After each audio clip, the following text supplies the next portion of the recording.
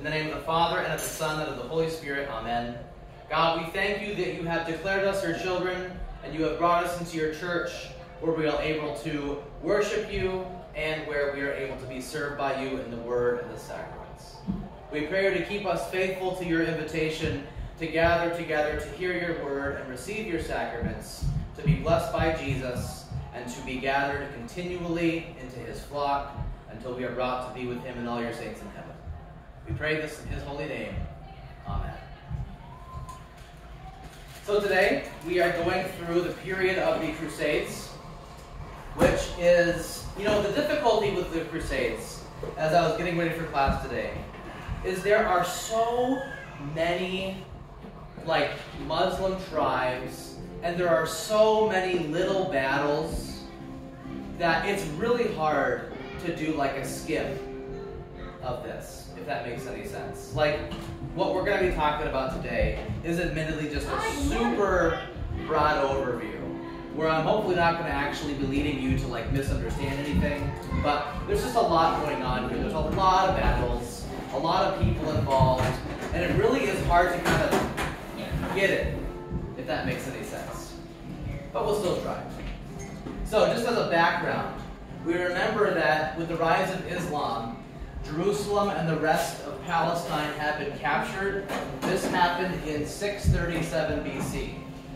However, when the Muslims first, conquered their territories, they actually had a much more favorable view of Christians and Jews than the average run-of-the-mill heathen, as the Muslims would have seen it. The Christians and Jews were considered people of the book. They were given special privileges. They basically could live their lives mostly unimpeded, as long as they did two things. As long as they paid the jizya tax, which was like an extra tax on an unbeliever. And then also they were not allowed to be actively proselytizing, and you could, of course, not speak against the Prophet Muhammad. So there was certain persecution, but it wasn't heavy like at certain times in the Roman Empire. However, this changed in the year 1009, because that year the Caliph of Jerusalem, who was actually described by Muslims as the Mad Caliph, he decided that he wanted all the people in Palestine to be Muslim. And so what he did to accomplish that was ordering that all Jewish synagogues and all Christian churches be destroyed. And this included the Church of the Holy Sepulchre. The Church of the Holy Sepulchre was a 100-yard long church in Jerusalem, where on one end there was Golgotha, and then on the other end there was the empty tomb, which had long since been carved out from the rest of the rock face. It was contained inside this little building called the Edicule, and it was all contained inside this one church. Obviously, for Christians, a church building that has Golgotha and the empty tomb, is it insignificant or is it a big deal? One-stop shopping. What? It's one-stop shopping, yes. He ordered that this be destroyed, and now this enraged Western Europe. You destroyed our place. The interesting thing is that the son of the Mad Caliph, he actually ordered that he helped facilitate the church being rebuilt. Oddly enough, though, I should have almost had a slide on this. The rebuilt Church of the Holy Sepulchre was not as big, which would possibly indicate that they actually moved the tomb to be able to still fit it inside. Or it's possible that the original church just was so big that they didn't need to have it be rebuilt as big. Because the son of the Mad Caliph, he did not want to have war over this. But in spite of this, pilgrims from Europe, they still reported two things: difficulties in visiting their holy sites, and also that Christians are being persecuted. So they brought news of these things back home to Europe, and people were concerned. Another development you can see here is that the Byzantine Empire, before the Crusades, they had already lost this area down here, but they still had retained Turkey, basically, all the way to modern-day Iran. But they lost all this territory, even including the city of Nicaea, which sounds familiar to us. And this was a problem. This was also a cause for alarm for Western Christianity. So, the call for a crusade. So, there was an ecumenical council held in Clermont in France in 1095. One of the reasons why this council was called, actually it wasn't ecumenical anymore, it was just for the Western Church. It was reacting to a request from the Byzantines for help. The Byzantines made the point, which is true, that if we fall, then you're going to have to fight the Muslims. And this made sense to the Western Christians. Keep in mind, this was after the Great Western Schism. So this just shows us that just because the East and the West had broken communion with each other, it does not mean that they were beyond some forms of mutual assistance. So this council called for a crusade to retake Jerusalem especially, and to establish it as a Christian kingdom. Now, what's also interesting is that at this council, the Pope at the time, Pope Urban, said that anyone who died in this effort would receive remission of sins and a reward in heaven. So he turned it not just into a political action, but he also turned it into basically the Christian version of a jihad. That if you go and you fight and you die, no purgatory for you, straight to heaven. In theory, this even could have included unbelievers. But I don't know. I mean, if you're going to listen to the Pope, you probably believe something. So, and in response to what the Pope said, we are told that the crowd responded, Deus lo volt, which means God wills it. So you probably heard that phrase before. Now, what's interesting, I don't have this on the slide here, is that, whenever the Crusader armies were gathered, they would always, travel through Christian lands on their way to Palestine to fight against the people that they were in theory supposed to be fighting against. And this always was a cause of tension. Because when an army passes through a territory on foot, do you think that they're not going to be picking fruit, killing animals to eat? No. And there was always the danger that the Crusader army would view a city they came across as a way to get war spoils. So the records show that when this massive army reached Constantinople, that the king, he welcomed them, but he was kind of timid about it. It kind of felt like playing with a loaded gun, if that makes any sense. But eventually, the Crusader armies did make it to Palestine, and things actually went pretty well for them militarily. That in 1098, they were able to capture the city of Antioch, which we know was one of the ancient centers of Christianity. And the records tell us that they massacred all the Muslim inhabitants, and they killed many of the Christians in the town. And you're making a confused face. I agree. It doesn't make any sense. So this was not well organized. The thing about this first crusade, by the way, is that it was not led by kings. This first crusade was led by noblemen, but it was distinctly not very well organized. And in 1099, they were able to capture Jerusalem. Now, one reason why they were able to capture Jerusalem, relatively easy, is because there was Muslim infighting going on during this time. So, right when the Crusaders captured Antioch, they heard that Egyptian Muslims had just conquered Jerusalem from the people who had previously held it, which meant it was weakened. So they were able to go down, they being the Crusaders, besiege the city, capture it, and we are told that for 2 days, did I say 2 days? For 2 days, the Crusaders pillaged and massacred the Muslim and the Jewish inhabitants. About 40,000 people were killed.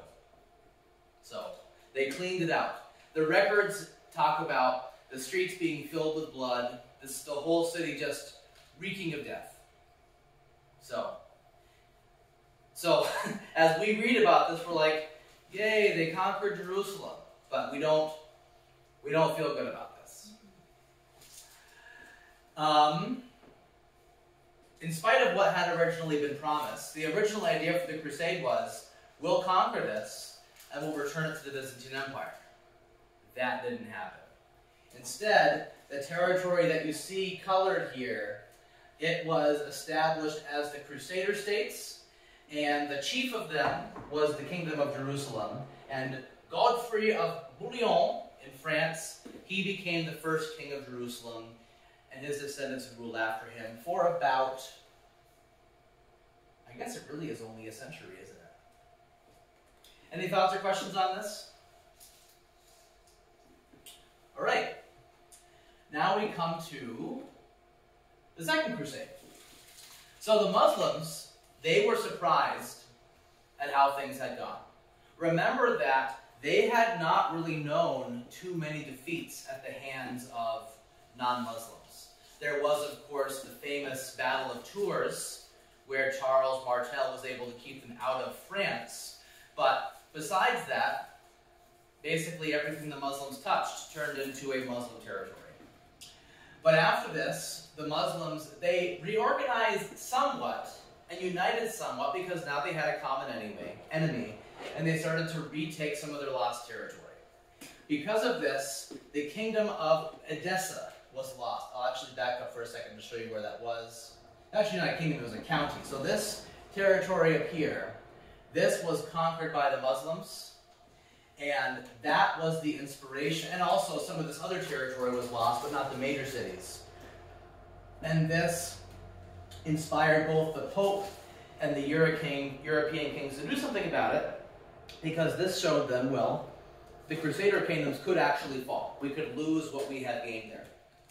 And so Pope Eugene III, he called for a second crusade in the year 1145. Now this one was different from the first. The first crusade was led by nobles.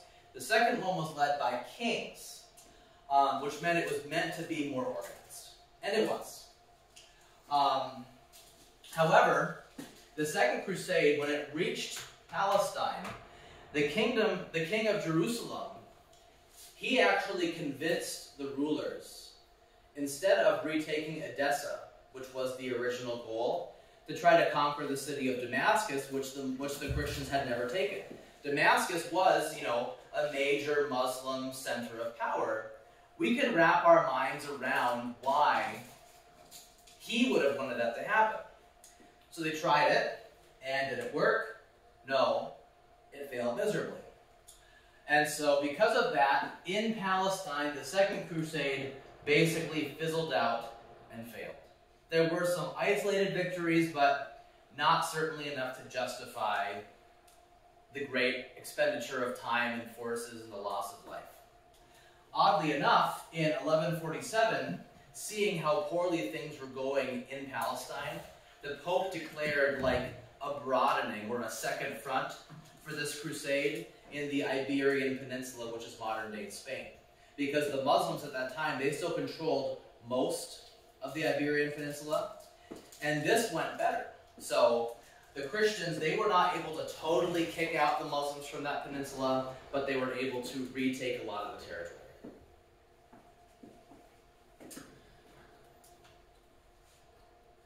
Now we have the rise of Saladin and the fall of Jerusalem.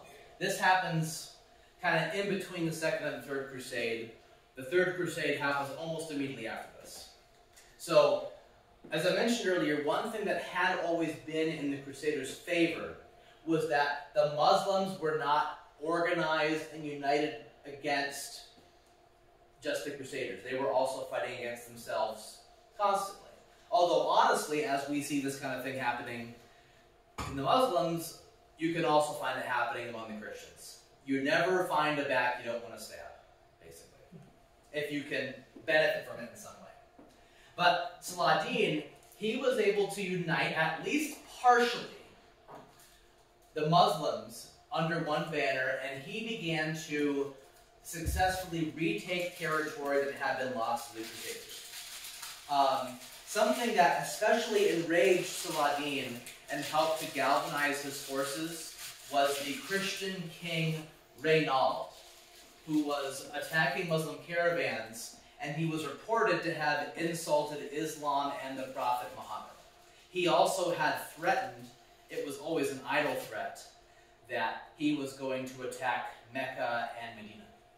I mean, that would have been a pretty dry walk to get from Israel to there. But something else that Reynald had, which Saladin did not like, is he had a very big navy force. And it was posing problems for the Muslims with their trade and all that. And you know, if you Google search someone, you get pictures. Muslims don't like pictures. That was the best picture I got of Saladin. I think it resembles him. I actually have no idea. It's funny that that's like the best option. Then in July of 1187, Saladin, he was able to win the Battle of Hattin, which was basically like the main Christian armies in Palestine, and the battle was just total annihilation. Who of you have seen the movie Kingdom of Heaven? You have. I knew you two have. So that movie is not a documentary, but the way it portrays that battle, you know what I'm talking about, where the Crusaders were like, let's not drink water into the desert. That battle is accurately portrayed in the movie. It was so disastrous for the Christians that it marked a turning point for the entire era of the Crusades. Now, after this battle, you see depicted here Reynald and Guy de Lusignan, that was also accurate from the movie, paying homage to Saladin. Saladin killed Reynald, but he did not kill Guy de Lusignan. It's like saying croissant. It's like you have to say it authentico. And the reason that he gave to Guy for why he did not kill him, even though he was the king of Jerusalem, was, maybe he wasn't the king, but he said, I'm not going to kill you because kings don't kill kings, but Reynald, he had to die because it was all this extra stuff. Now, after this, because the main Christian army had been destroyed, Saladin, he was able to take Jerusalem without the destruction of the city and the deaths of all its inhabitants. The thing that was arranged was that in order for people to go free, there was a certain price that each person had to pay to Saladin. And a lot of people who could pay it, of course, did. But then we're also told that the bishop of Jerusalem, he was able to raise enough money to ransom 15,000. And then some other ones who did not have the price paid for them, like Saladin's brother asked for 1,000 of them, and Saladin's like, sure. And then the brother's like, you guys can go too. Just scram, just get out of here. Really the only people who were not allowed to go free en masse for a price were the foot soldiers in the Christian army. They were sold into slavery. So, but Saladin, when he took Jerusalem, it was not like when the Christians took it. He did not kill everyone. And the city was taken without destruction because it was mediated. Because the Christians knew we cannot win this battle. And so after this, of all of the major cities in Palestine, only Tyre on the coast was left in Crusader control. So Saladin, he was almost able to completely wipe out the whole thing.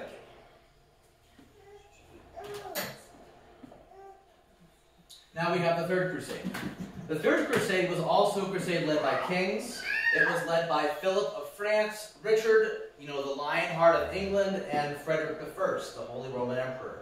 This, by the way, is the context for the story of Robin Hood, that Richard has gone on the Holy Land, and so the whole thing. And obviously the most accurate story of Robin Hood is the animated Disney. So this is called the King's Crusade. Now, this crusade, it was able to retake basically all the coastline in Palestine, but it wasn't able to take Jerusalem. In fact, they never even really made that much of a go of it. They could just tell this is not going to work. Jerusalem was a hard place to capture. Geographically, it was high up. You had to be fully committed to be able to take that city. What's interesting is that after the Third Crusade, both the Crusaders and the Muslims were kind of left unhappy because neither side got what they wanted. There was not like a definitive victory for either side. But if you look at it more objectively, you do have to say it was generally a success for the Crusaders and the Crusader states because they regained territory and they actually had a peace that was based on a treaty with the Muslims. Although, oddly enough, the kingdom of Jerusalem did not include Jerusalem. They still called it the kingdom of Jerusalem, but they were not even close to the city.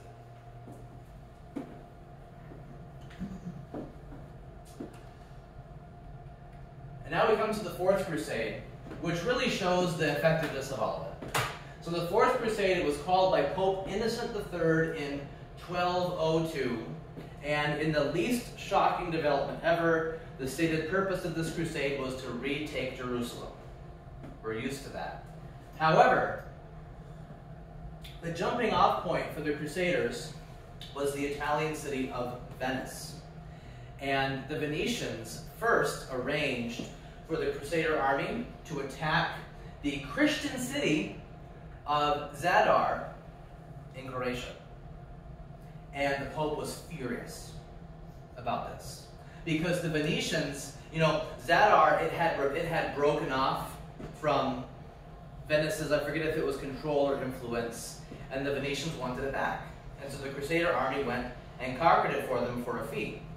The Pope was so mad that for a time he actually excommunicated the whole army. He undid that, but now we see that things are, if you thought the Crusades were pointless before, it's like, hold my blood-stained sword. And now after this, the Crusaders went on towards Constantinople. As they came near the city, they were approached by the deposed Byzantine emperor, who arranged with the Crusaders for a fee to give him his throne back. So they conquered the city, they got rid of the other guy, and they put him back as the Byzantine emperor. But before the now reinstated emperor was able to pay the Crusaders the money they were owed, he was deposed by a popular uprising. So the solution the Crusader army had was to sack the city to get the money they were promised. And then almost all of them went home. Yeah, that's the eye roll. And the records show that really only some went on to Palestine. So the Fourth Crusade only attacked Christian cities. It's just stupid. Mm-hmm. And of course the Pope kept calling for these things. Now, after this, depending on how you count them, there were at least 4 more Crusades. But after the fourth one, they didn't really do much. The last of the Crusader states was finally conquered in 1291, which meant that there was no longer any Crusader presence actually in Palestine. Technically, Cyprus, the island, was a Crusader state, but it doesn't really count because it's not in Palestine. So, I would say that the Crusades were counterproductive, because if the Christians in Europe were worried about pilgrims getting hassled in Palestine before the Crusades, it was not better afterwards. And something else it did is it helped to unite the Muslims against a common enemy and create just general ill will against Christianity and Europe in Palestine, which lasted for centuries, because they remembered, hey, these people came and killed everybody. What's interesting is that Muslims today, they actually will draw parallels between the Crusades and the reestablishment of Israel. It's probably not it's not a connection that we make as automatically, but the Crusades, the Crusades have been kind of burnt into the collective mind of Islam, because they viewed it as a religious attack from Christianity against Islam to take their holy sites, which they eventually won, but it's a big deal for Muslims. And so they say basically the same thing has happened with Christians coming in saying the Jews can have this territory, the Christians being given access to things, the Muslims not. That's how some Muslims view this today, as kind of like the umpteenth crusade backed by NATO. The Crusades are also illustrative of the increasing political involvement of the papacy. At this time, the Pope actually had his own country, the Papal States. It never controlled all of Europe, But at times, he would actually rule over a large chunk of Europe as a king. So, now Jim, I remember before class today, you were talking about some other things that come in the legacy of the Crusades. You want to bring this up now? Actually, they were the first ones to basically, they had a banking system. For the people who wanted to do a pilgrimage to the Holy Land, you could pay for it in Europe and get your money on the other side, so you didn't have to travel the route and get robbed in there. And the Templars in that built up a huge war chest, a huge money chest in the Holy Lands at the time. They were basically banking.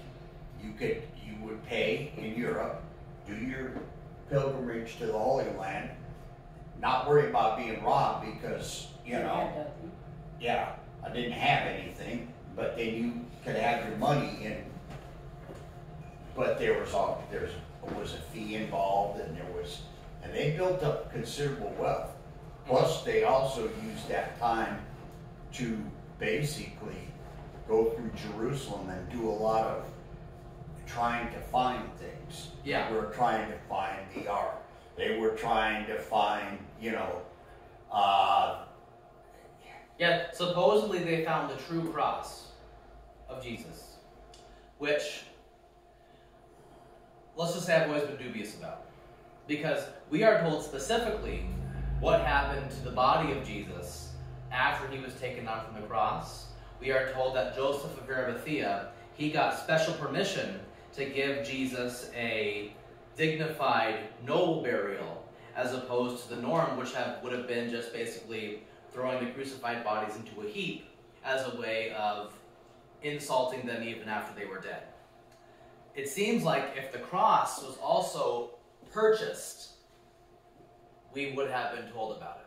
And these things did not last forever. I mean, if you keep nailing people into a wooden cross, eventually they're going to make a new one. But how many pieces of the cross, they say you got enough out there as... You have enough, enough pieces of wood and nails from the cross to rebuild Noah's Ark. Yeah. That's the joke. I think Luther was the one who said that. I mean, it's also good for us to consider the idea of a Christian holy war. That it's not something which the Bible presents as the Christian ideal or the Christian goal. When Jesus gave the Great Commission, he did not say, conquer the world. That was the commission that Muhammad had given to the Muslim Empire. Do not stop conquering, do not stop fighting until there is no God but Allah. Jesus did not say, go and conquer until every knee bows to me. He said, go and make disciples by preaching the word, administering the sacraments. So, by doing the Crusades, especially with the papal promise of heaven and forgiveness, they totally lost that sense of what Jesus had actually given his church to do. Yes. Well, when the Templars first started out, they were frowned upon because they had, especially the ones who came, because it was forbidden for a person of the word or the cloth to become a warrior. Mm-hmm. And then after that, it was kind of sanctioned to do that. The Templars, they were the ones who were on Cyprus then, right? Or is it Malta? They were on both of them. And the Templars are the one that are rumored to have escaped after 1507, after the King of France had them wiped out. Yeah. And they were supposed to have hid a vast treasure. They were supposed to have taken out of Tyre and hid. Because this is the basis for the movie National Treasure, right? Yeah. I mean, which means it must be true. Oh, yeah. I mean, I got in big trouble at Mount Rushmore last time we were there. But yeah. Was there any evidence in there of any of the time during the Crusades that the Pope actually made the pilgrimage to Jerusalem while it was still occupied? Not that I read. I mean, that would have been a dangerous journey. Yeah, but I find that kind of curious because, this is the land where Christ was, this is the place where, and he's supposed to represent the ultimate in. I mean, it kind of makes sense that he would not have gone, because at no point were things totally secure in the Crusader states. Plus, the holy city for Rome, for the Western Church, was Rome, really. I mean, these places in the East, they were war-torn, they were dusty. So, we can certainly understand the romantic idea. These Christian nations. Christ was born there, Huh? lived there, and died there. Yeah, we can certainly understand the romantic nature of the Christian nations being able to reconquer Palestine. But, and it's something they certainly could have done, just deciding this is a political maneuver we're going to do. But we're just given great pause as we examine this today, seeing just the massive bloodshed that happened, supposedly in the name of Christ, and how it was just a total mixture of the gospel with fighting, which is not a combination the Bible presents as an option.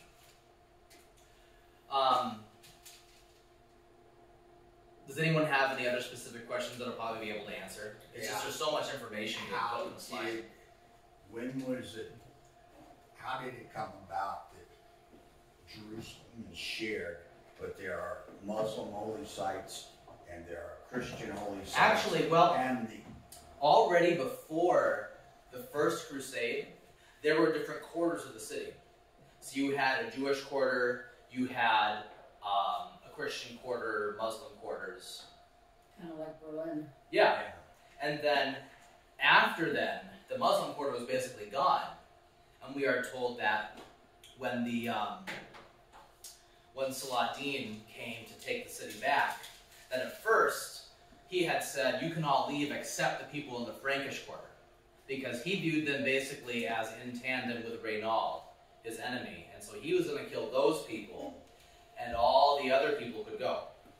But Balian, and the movie, the Balian character is that he was the real defender of Jerusalem. He said, no, if you do that, then before you ever get in here, I'm going to destroy every holy site. So he said, I will destroy the Dome of the Rock, all of that. And it was on the basis of that threat that Saladin said, fine, you can all go if you pay.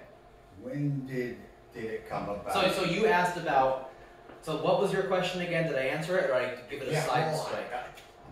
When did did Islam declare that was where Muhammad rose from? Well, he was the one who said it. Okay. When was it officially? Were they fighting for that at that time? I don't recall. Oh, okay.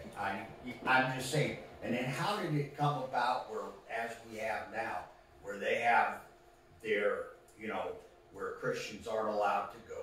Oh, you mean the Dome of the Rock? Yeah. Well, we can certainly see a practical reason why Muhammad would have claimed to have gone to heaven and came back down from the Temple Mount would have been to co-opt all of that history. It would have been a way for him to emphasize something he had already claimed, that Islam was the final fulfillment of Old Testament Judaism and Christianity. But it's also poking the dog. Well, yeah, but now you're asking why aren't Christians allowed to go up there, or Jews? That's a decision that has been reached by the modern state of Israel. And that is simply a pragmatic thing, that if non-Muslims were allowed in the Dome of the Rock, the impression I get is that the Israel government is worried that we'd have just a never-ending rebellion. Well, didn't they have an incident not too long ago where one of, I forgot. Yeah, they actually went and arrested people out there. Yeah. And now we're getting a little far off the Crusades, but because these are just decisions that are modern political decisions that are not really based on this. But it just goes to show that places in Jerusalem are holy for everyone. So in that sense, it's the most important city in the world. It's the most contested city in the world. It's been fought over. It's probably going to be fought over until Jesus comes back. Anything else? All right, well then we'll stop there. So we actually only have 2 more sessions before the end. So it's going to be next week and then Pentecost, the 28th. Next week we're going to be looking at the phenomenon where there were too many popes, because you would think there's only supposed to be one. At one time there was 3, and so it's an interesting story. And then on May 28th, we will be looking at Reformation movements and people before Luther. So, things that we're able to do, things that we're not able to do, and why. And then on June 4th, we will have the confirmation examination for John and Rain, where they answer the trivia question, how much can a middle schooler sweat in church? And then we'll break, at least for the month of June, Bible class. Probably looking ahead to do VBS, but we will see what happens. So, we will stop there.